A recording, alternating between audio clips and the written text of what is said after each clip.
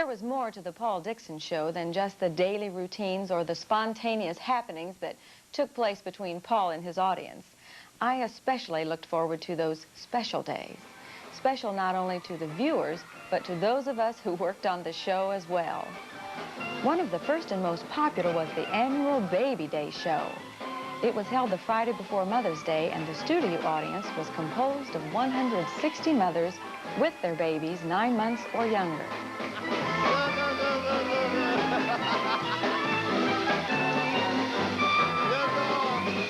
And I want you to know this is the most beautiful group of women that we've ever had on this television show. You will hear no applause here this morning.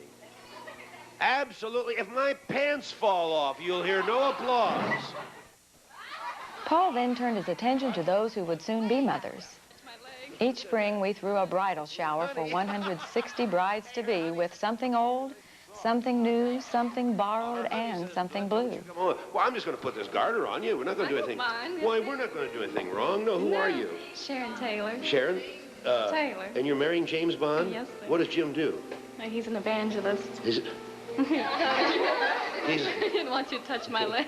He's an evangelist? And the angels lit the candles. I know he's going to put this on you. We're not going to do anything wrong. Not on this. I don't mind. What'd you say? You sure you want to go? You sure you want to go through with this evangelist bit? My knees are shaking. What are they? Since our show catered mainly to women, one special show was a natural featuring the in-fashion hot pants. Hi, how are you? Good to see you. I want everybody... Oh, you got the wet look on. Now, girls, there they are, the boys in the band. Look great? Bonnie Lou and Colleen Sharp. Let's bring them out here, Bruce. Hey.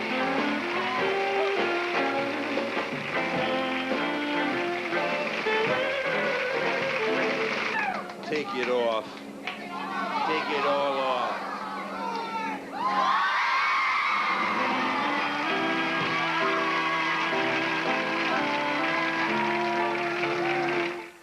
Speaking of fashion, there was a day when the show featured another style, Come As You Are. Paul invited the audience to come to the show dressed as they would be if they were watching the show at home. And you wouldn't believe the fashion show that resulted. You brought your bed? You brought your bed? That's where I watch him in the morning, so I brought along with me. Well, go ahead. Come on. There's room for both of us.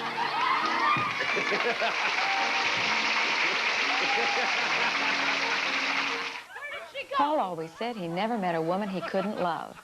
Well, to prove that, he invited 160 women who had to weigh at least 185 pounds to come to the show for Fat is Beautiful Day. Now, what are you going to do? Colleen's going to do... A little watermelon man, I guess. A watermelon man. Okay, here we go.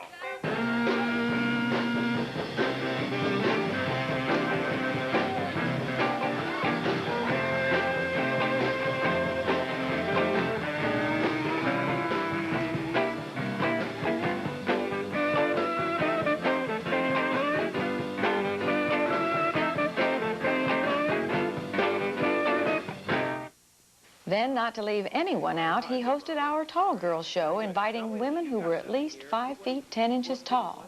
This is my potty stool that I brought for you to stand on so you don't get a crink in your neck looking up. But I have to take it home again. So what do I do now? I get up here and stand? How tall are you, dear? I'm 6 foot and flat feet, but I've got my shoes, high heel sneakers on.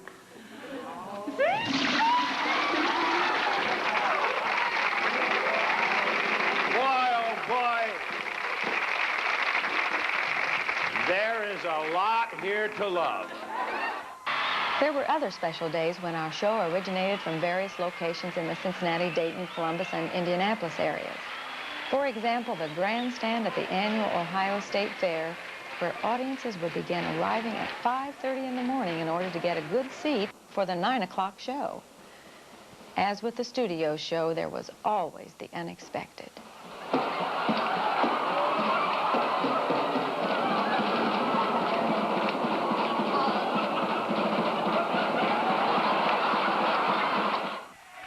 Who said nothing new and different ever happened on the Dixon show? You should have seen the morning the Dixonian Institute of Performing Arts presented the Shakespearean epic, The Merchant of Kneesville. Look what spews forth from his robe. His knobby knee. I do smell a rat. Boy, do I smell a rat. Seize this thief disguised as a friar. Seize him.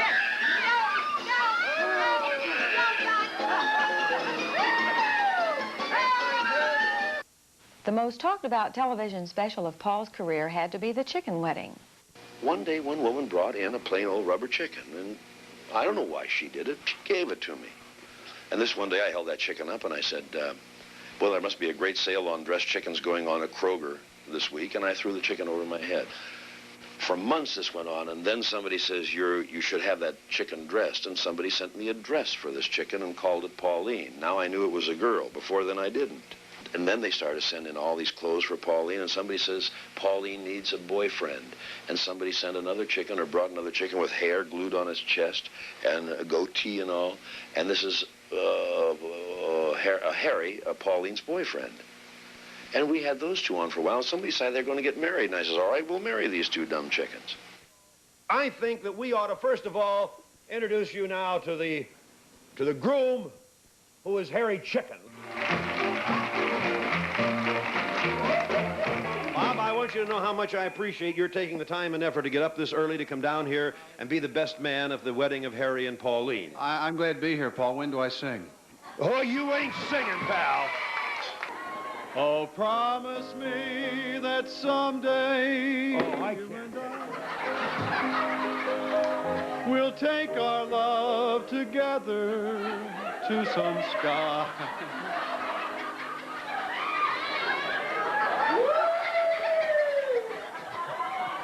I didn't know he cared. The matrons of honor. First, ladies and gentlemen, Miss Marty Aldis. May we have a little applause and some music.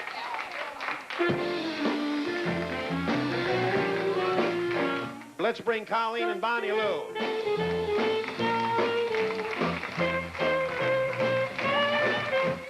Marty, are you all right? She sure is, yes. And you girls, how do you feel about the whole thing? Oh, we're so... It's just terrible. I just love weddings. I'll miss them so. What? I'll miss them so. They're just like sister and brother. Always said we're for the bird. I know it. We have had them around here for a long time, haven't we? We dressed and undressed them little things a million times. I put her girdle and bra on 42 times. Let's bring Pauline in. Here we go. Are you ready there with a camera? Slowly. Followed by Roger Nizer of the Kroger Company, who is giving the bride away.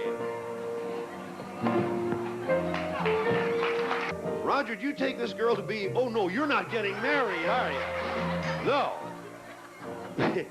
And now, ladies and gentlemen, may we all get serious. Friends, we have gathered together in the presence of this audience and all our sponsors to join together this hen, Pauline, and this rooster, Harry, in chicken-hearted matrimony. And I, as the mayor of Kneesville, will now perform the ceremony. We will now proceed with a song by that eminent songbird, Miss Marion Spellman. And happy birthday. Oh, in their love nest with her eggshell lay. She's a better guest in a gilded. Now get into gear, kid. Get into gear.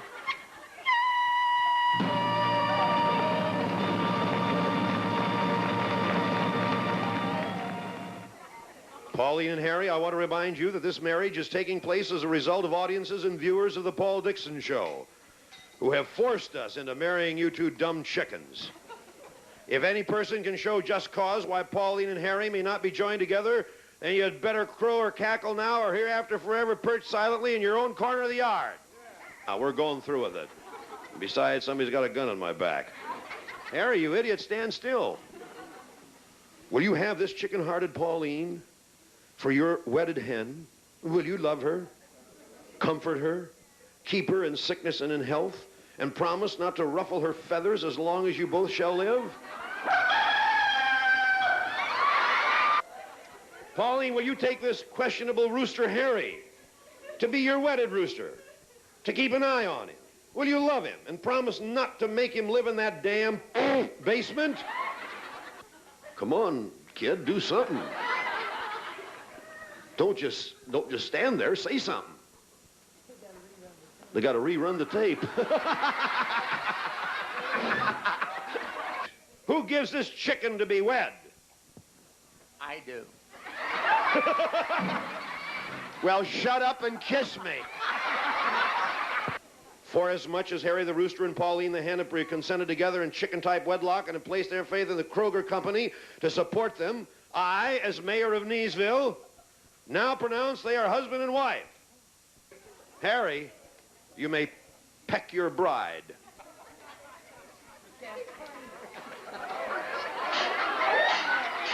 Pauline, you may peck him back. That's getting sickening. Both of you stand up. And now, ladies and gentlemen, the wedding has been concluded, and Pauline and Harry will now leave arm in arm with Roger Neiser and Marty and the wedding party.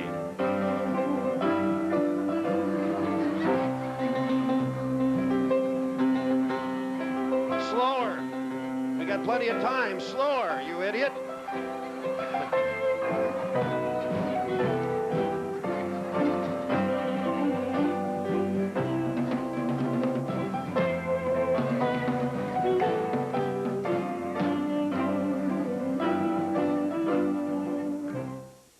It's Christmas Eve, my little one.